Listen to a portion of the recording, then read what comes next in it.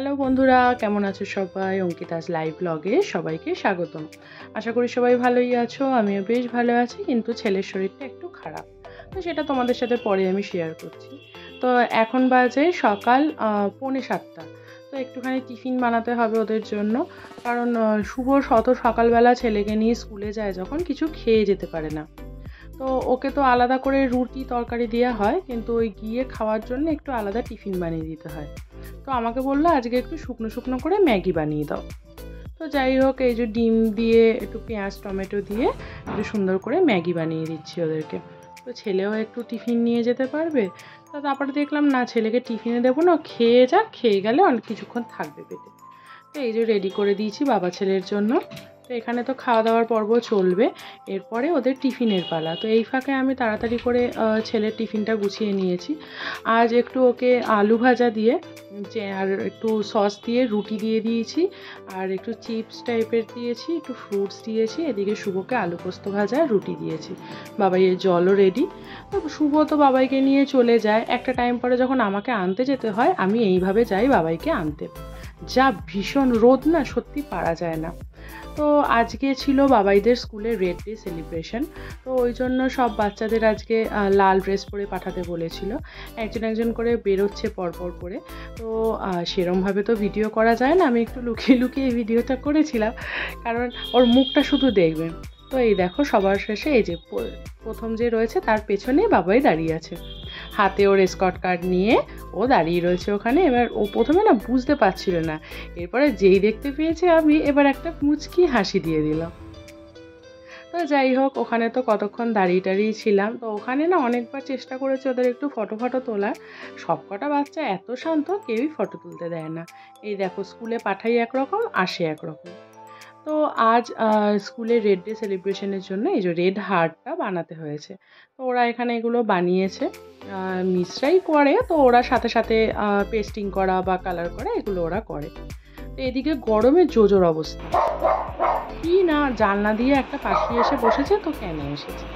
তো যাই হোক, স্নান খাওয়া দাওয়া সব সেরে নিয়ে দুপুরে তো ঘুম পাড়িয়ে দিয়েছি। সন্ধ্যাবেলা কর্তামশাইয়ের আবদার, মাংস নিয়ে আসবে, একটু মাংস করতে হবে। এরকম মাথাটা গরম হয় এই গরমকালে, কিন্তু কিছু করার নেই, তিনি বলেছেন, তার আদেশ অনুরোধ তো আমাদের রাখতেই হবে। তো এই যাই হোক, করে নিয়েছি। এটা না গড়িয়ায় হাজি সাহেবের একটা মাটনের দোকান আছে, বেশ নাম করাই। তো ওখান থেকেই শুভ আসার সময় নিয়ে আসো, অল্প করেই আনে। তো এটা দিয়ে মোটামুটি আমাদের একবেলা রাত্রে আর পরের বেলা দুপুরে হয়ে যায়। তো সব মশলা টশলা দিয়ে আমি এখানে একটুখানি মাখিয়ে রেখে দিয়েছি, সাথে একটু টক দই দিয়েছি আর একটু পেঁপে কেটে দিয়েছি। এখানটা একটুখানি ম্যারিনেট করে রেখে দিয়েছি। আর এটা না বেশিক্ষণ লাগে না, খুব তাড়াতাড়ি, খুব অল্প সময়ে এটা হয়ে যায়। তো রেসিপিটা আমার ব্লগে দেওয়া রয়েছে চ্যানেলে, তো যারা দেখতে ইচ্ছুক সেখান থেকে নিয়ে নিতে পারো। তো নর্মালি আমি ওদিকে তো ম্যারিনেট করে রেখেছি, আর এইদিকে আমি আলুগুলোকে একটু ভেজে নিলাম। মোটামুটি আলু ভাজা হয়ে গেছে, আলুগুলো তুলে নিয়ে কড়াইতে একটু গোটা গরম মশলা ফোড়ন দিয়ে আমি পেঁয়াজটা দিয়ে দিলাম। তো এরপরে পেঁয়াজটা যখন একটু ভাজা ভাজা হয়ে গেল, আমি এর মধ্যে টমেটোটা কুচিটা দিয়ে দিলাম। তো টমেটো কুচি দিয়ে দেওয়ার পরে একটু নেড়ে চেড়ে নিয়েছি। শুভ আবার বেশি, আমি দেখেছি যেদিনকে আমি একটুখানি যত্ন সহকারে রান্না করি সেদিন বলে ভালো হয় না, আর যেদিনকে সেরমভাবে একটুখানি করে দিই, মানে কোনো রকম একটু কষি টষি প্রেশারে সিটি মেরে দিলাম, বলবে না আজকে বেশ খেতে ভালো হয়েছে। তো আজ ভাবলাম সেরমভাবেই রান্নাটা করি।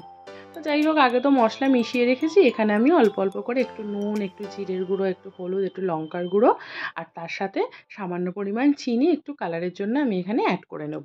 এবারে এটাকে ভালো করে মশলাটা মিক্সড হয়ে যাওয়া পর্যন্ত রেখে দেবো। তো কিছুক্ষণ নেড়ে চেড়ে নেওয়ার পরে আমি ঢাকা দিয়ে দিয়ে এটাকে এবার 5 থেকে 10 মিনিট একটু কষাবো।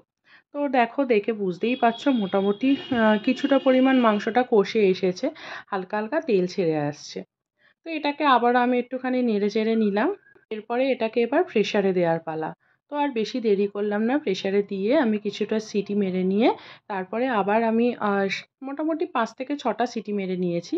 এরপরে আলু দিয়ে আর একটু মিট মশলা দিয়ে ভালো করে নেড়ে চেড়ে আবার আমি 2 থেকে 3টে সিটি মেরে মোটামুটি 10 মিনিট মতো রেখে দিয়েছি। দেখো, মাংস আমার রেডি। তো যাই হোক, এবার তো সবাইকে খেতে দিতে হবে, তাহলে আবার ওদিকে রাত্রে 12টা বেজে যাবে। তো যাই হোক, আজকে এখানেই ভিডিওটা শেষ করছি। ভালো লাগলে লাইক করে দেবে, আর যারা আমার চ্যানেলে নতুন তারা প্লিজ প্লিজ প্লিজ চ্যানেলটা সাবস্ক্রাইব করে দেবে। তো সবাই ভালো থেকো, হ্যাপি থেকো, দেখা হচ্ছে পরের ব্লগে।